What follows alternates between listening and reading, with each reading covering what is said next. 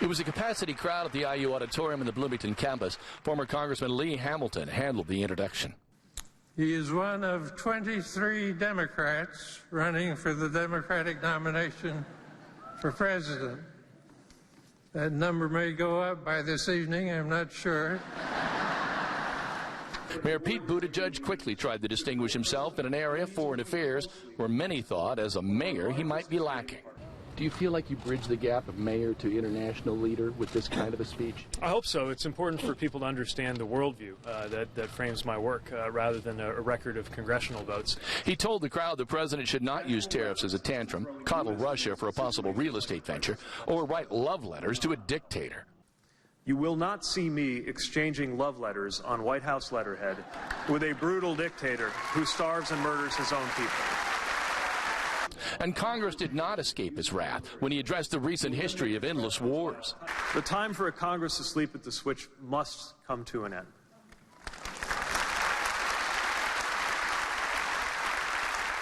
If members of our military can find the courage to deploy to a war zone, then members of our Congress ought to be able to summon the courage to take tough votes on war and peace.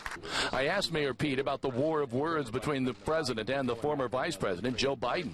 Do you fear an important speech like this will get lost and all that today? I'm not too worried about the news of the day. It's important for me to lay down a marker of my international worldview that will frame this campaign, hopefully all the way to the White House. He also had plenty to say about the president's tweets, immigration, and the press.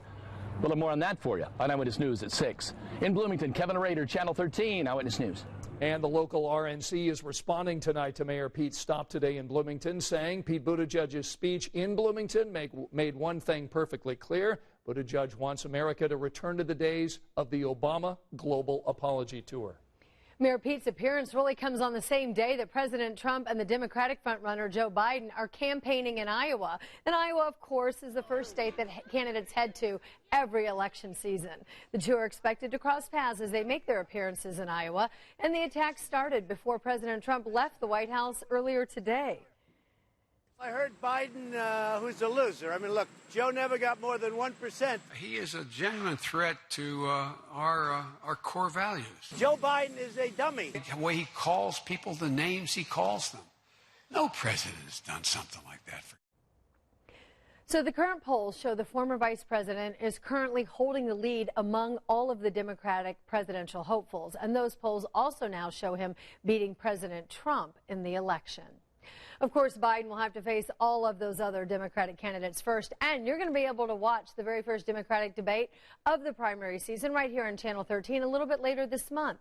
Lester Holt, Savannah Guthrie, Chuck Todd, Rachel Maddow, and Jose Diaz-Balart will be moderating it all, and they'll do that 2 nights from Miami. We've got